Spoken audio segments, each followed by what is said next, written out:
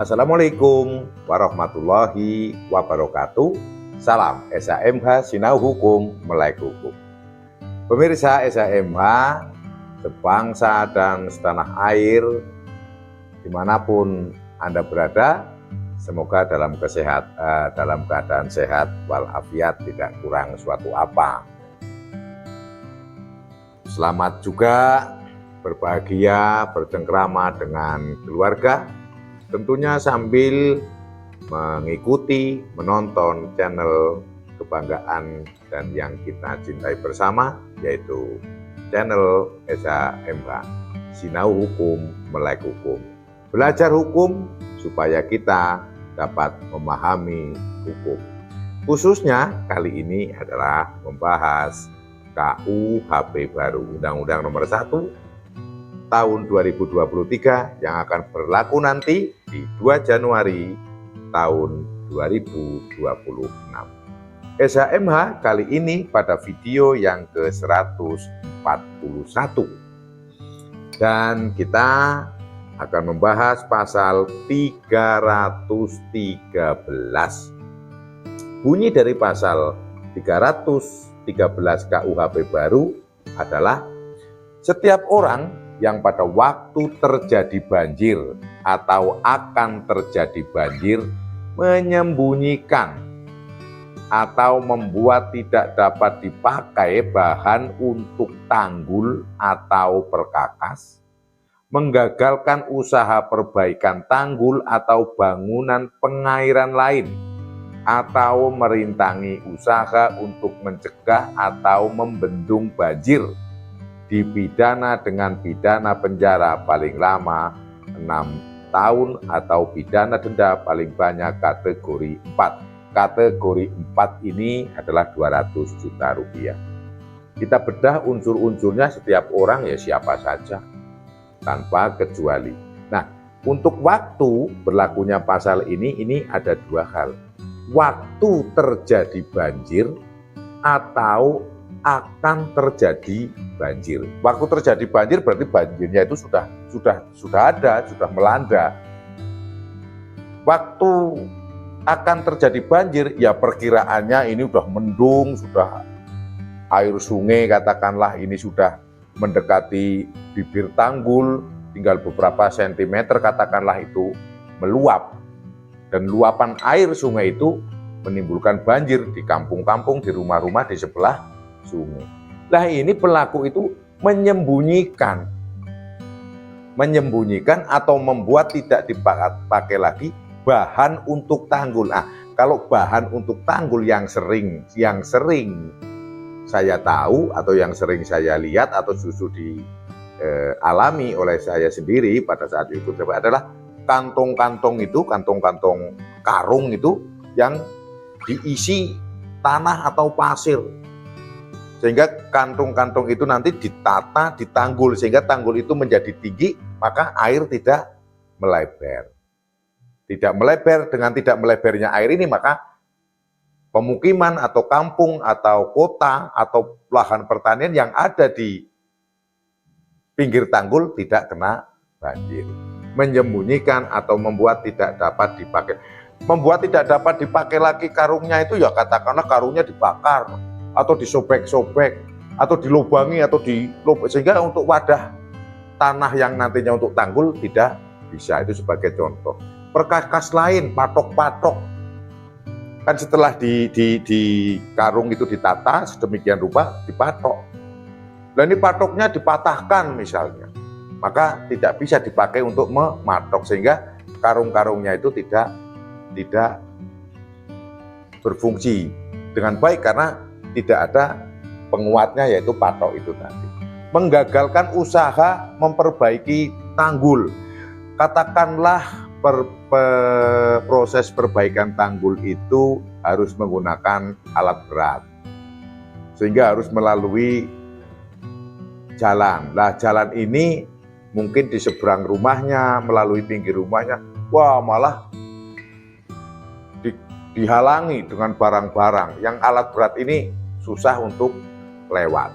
Contoh itu kan, menggagalkan usaha memperbaiki tanggul atau bangunan pengairan. Ya salah satu contohnya itulah membuat tertutupnya akses untuk menuju ke area tanggul yang rusak itu. Atau merintangi usaha untuk mencegah atau membendung banjir. Ya dirintangilah, banyak omong, banyak alasan, melarang ini, melarang itu. Seperti itu kira-kira. Caranya merintangi saya pikir tidak bisa disebutkan, tapi bisa dipahami. Oh begitulah merintangi kan. Dengan banyak alasan, argumentasi yang nggak jelas, yang intinya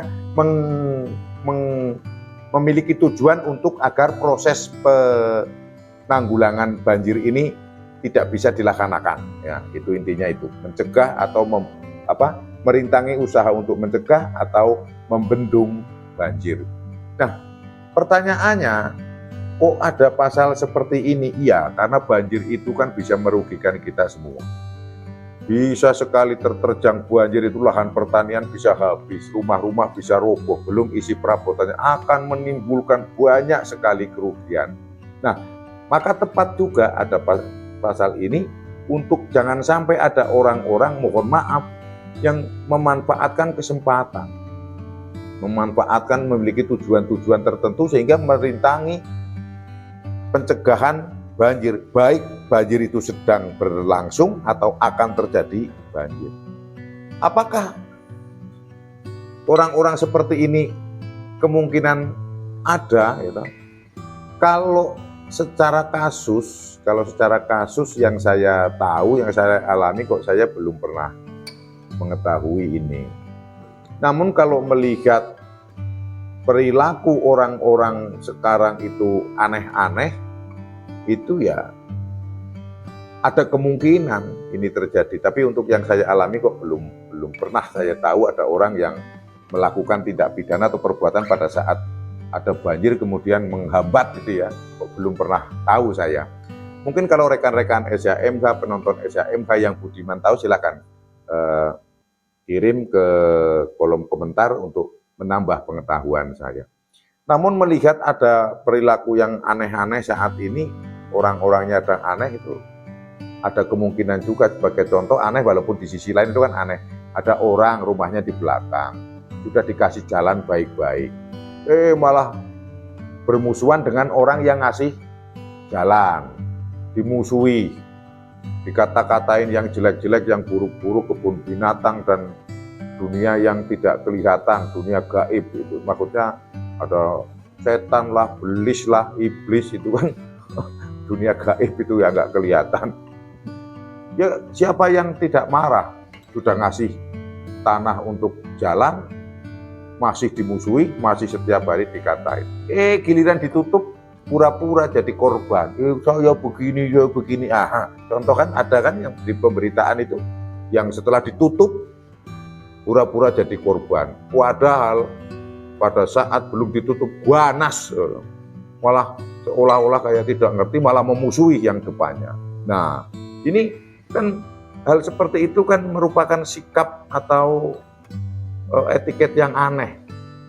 Kalau orang yang mohon maaf dalam posisi normal itu akan sulit itu membayangkan kok bisa sampai seperti itu ya, kalau tidak ada hal-hal yang mohon maaf lain atau kelainan itu.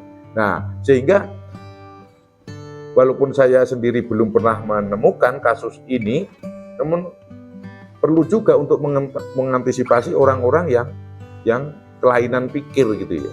Ada banjir malah mau dibendung, malah digagalkan atau dirintangi membendungnya banjir itu, mencegahnya dirintangi.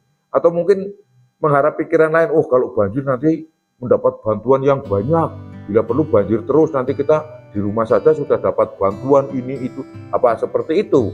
Pola pemikirannya juga bisa jadi loh. Karena akhirnya supaya terlihat victim, terlihat jadi korban, maka banjirnya biar leluasa kan gitu kan. Atau rumahnya sudah reot, wah ini nanti kalau reot kita berharap ada banjir aja nih, terjang banjir, nanti rumahnya dibangun. Akhirnya pada saat ada pencegahan banjir, dihalangi oleh orang ini yang rumahnya sudah reot, karena dia berharap rumahnya kena banjir biar mendapat bantuan. Ya bisa jadi juga ini, walaupun ini agak lucu nih kejadian ini, namun ada kemungkinan, kalau menurut saya ada kemungkinan melihat beberapa contoh kasus yang aneh-aneh itu ada kemungkinan. Namun mari kita semua mendoakan bahwa kita semua di negara Kesatuan Republik Indonesia selalu dijauhkan dari bencana dan mara bahaya, sehingga kita bisa hidup tenang, bisa hidup aman. Walaupun kecil, yang namanya bencana itu pasti membawa derita, pasti akan susah, ya, pasti akan susah. Dan saya mengajak, mari kita berdoa untuk kita seluruhnya dijauhkan dari aral, dijauhkan dari bencana, dijauhkan dari segala keburukan.